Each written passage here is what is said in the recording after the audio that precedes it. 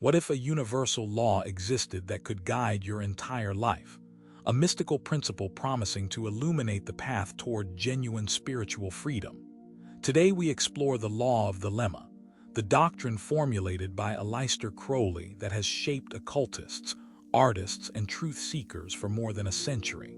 Prepare for a journey that could transform how you perceive reality.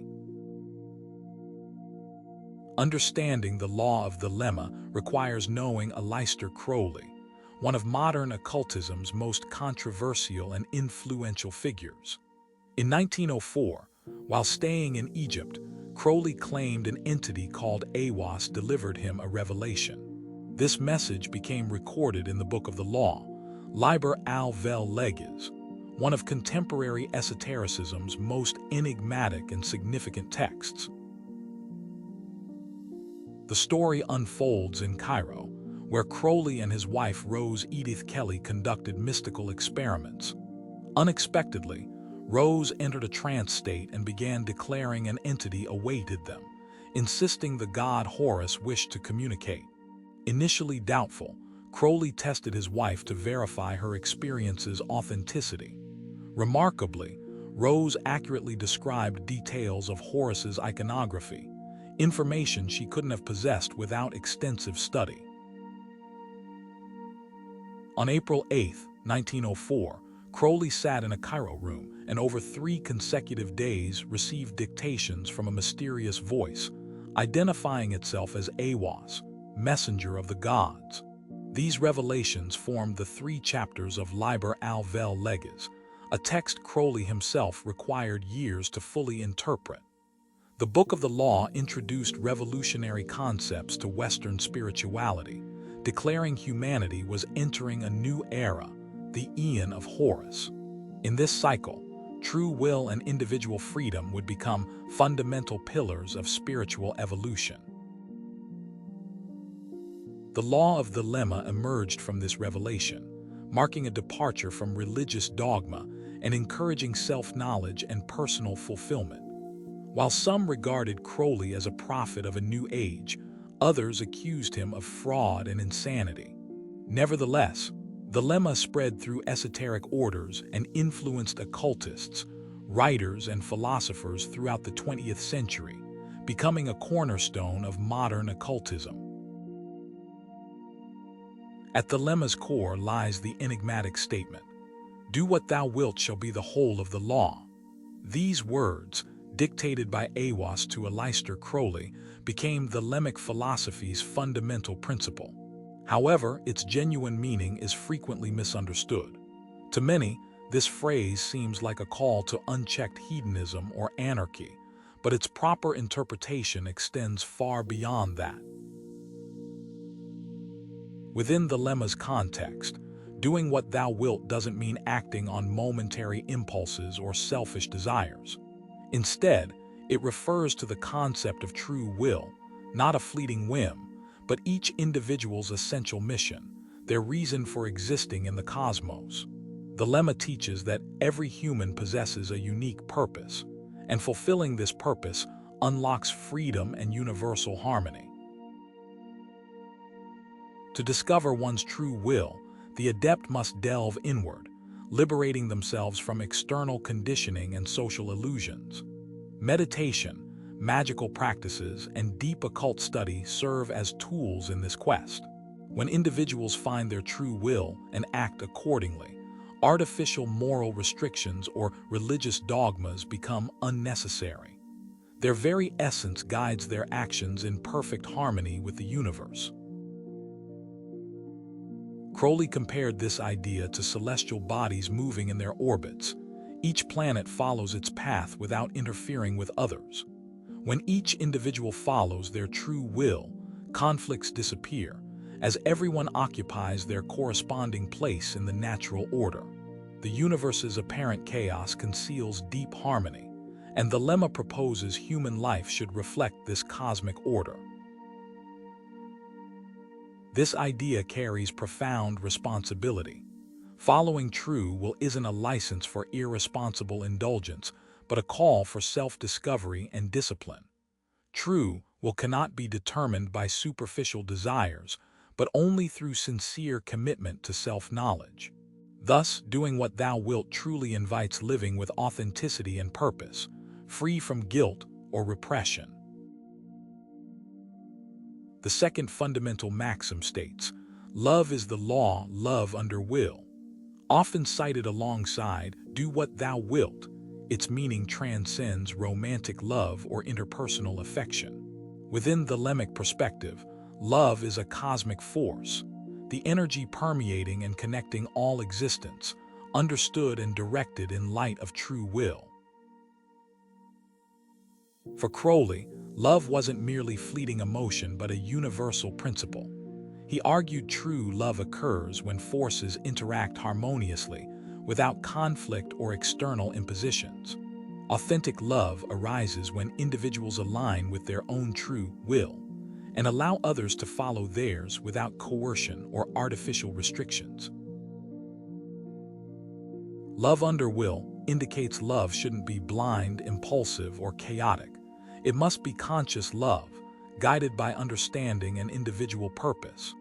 Human relationships, romantic, social, or spiritual, should be based on freedom and mutual respect, without domination or subjugation. When someone acts according to their true will, their love manifests more purely and sincerely. Esoterically, love unites opposites and maintains universal balance. Crowley associated this with Nuit, the cosmic goddess of Liber al-Vel Legis, representing infinity and divine love. Nuit proclaims followers should lose themselves in her love and find wholeness by uniting with the cosmos. This transcendent love isn't attachment but fusion with the whole, deep spiritual union. Therefore, love is the law, love under will, teaches that all interactions and relationships should be guided by understanding our own nature and others' nature. True love doesn't impose or imprison. Conversely, it liberates and strengthens. When individuals live according to their true will, they love naturally, without fear or unnecessary restrictions. Liber al-Vel Legis divides into 3 chapters, each dictated by a different entity representing fundamental principles of Thelemic thought. The first chapter is attributed to Nuit, goddess of infinity and the starry sky. Nuit represents existence's totality and the cosmic love connecting all things. Her words exalt freedom, consciousness expansion, and the ecstasy of union with the universe. Nuit proclaims, "Every man and every woman is a star," emphasizing each individual's uniqueness and essential role. The second chapter comes from Hadit, the individual principle of consciousness and experience. While Nuit represents infinite vastness, Hadit symbolizes the central point, movement, and existence's fire. Hadit declares, "I am the flame that burns in every human heart," emphasizing the inner journey and the search for true will. This chapter speaks of dynamism, self-expression, and the necessity of living fully without fear or repression. The third chapter is attributed to Ra-Hoor-Khuit, the warrior manifestation of Horus. Unlike previous chapters, this has a more intense, combative tone, announcing the arrival of the Aeon of Horus, a new era of spiritual freedom and power. Ra-Hoor-Khuit represents strength, courage, and overcoming old paradigms. Here the individual is called to take responsibility for their own destiny and act according to their true will without hesitation. Together, these 3 chapters form the Thelemic philosophy's foundation, guiding those seeking spiritual awakening and full realization of their existence. Thelema isn't just esoteric ideas, it's a living system practically applicable to daily life. The first step is self-knowledge. The search for true will requires deep introspection, facilitated by meditation, reflective writing, and self-analysis. Methods like the magical diary help practitioners record experiences and identify patterns, bringing them closer to their true essence. Beyond self-knowledge, study is fundamental. Delving into Liber al-Vel Legis, Crowley's works, and other occult writings provides necessary theoretical foundation. Initiatory orders like the Ordo Templi Orientis offer structured guidance for those seeking a formal path within the Lemma. Magical rituals and spiritual practices help incorporate the Lemma into practical life. The lesser ritual of the pentagram aids in purification and energetic structuring. Practices like invoking the holy guardian angel help connect with inner divinity and align with true will. Living the Lemma involves personal responsibility and conscious action. The Lemma teaches each individual is responsible for their choices, and every action has consequences.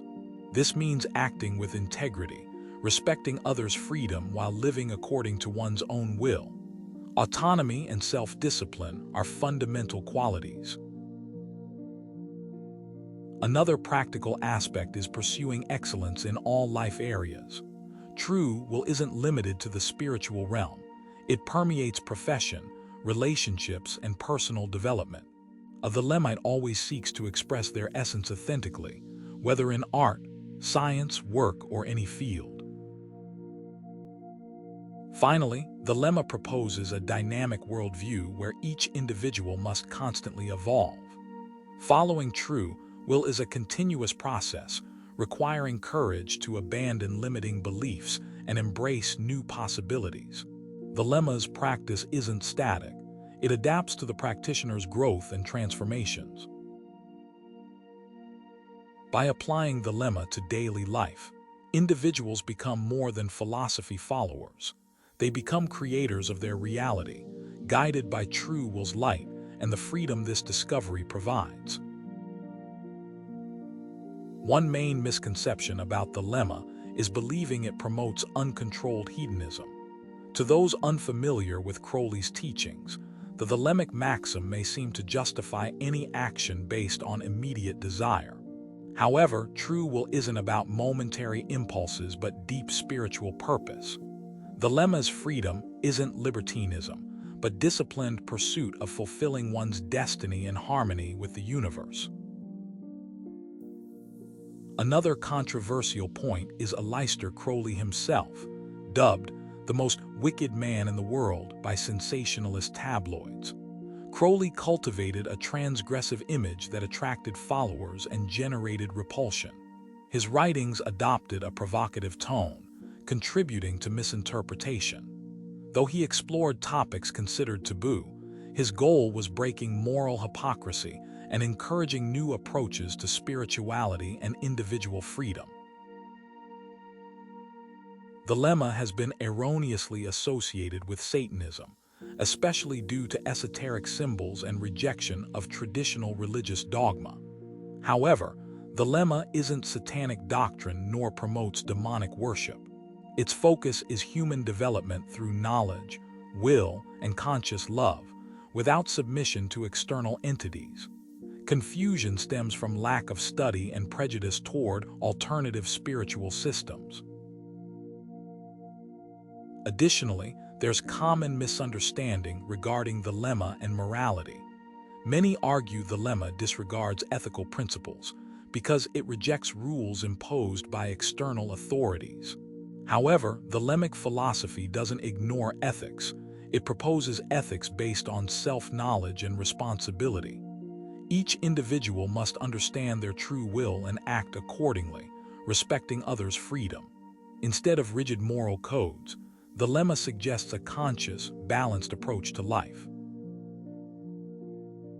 These controversies have been fueled by misinformation and distorted use of the Lemmic philosophy by some groups or individuals. Like any profound system, the Lemma requires study and practice to be truly understood. Its essence isn't rebellion without cause, but pursuit of personal enlightenment and full experience of spiritual freedom. By demystifying false interpretations, it becomes possible to see the Lemma as a powerful, transformative philosophy. The freedom it preaches isn't an excuse for irresponsibility, but a call for each person to discover and follow their unique path in the universe, in harmony with their true will. Now that you know the law of Thelema, what will you do with this knowledge? Your true will is already calling. The next step is yours.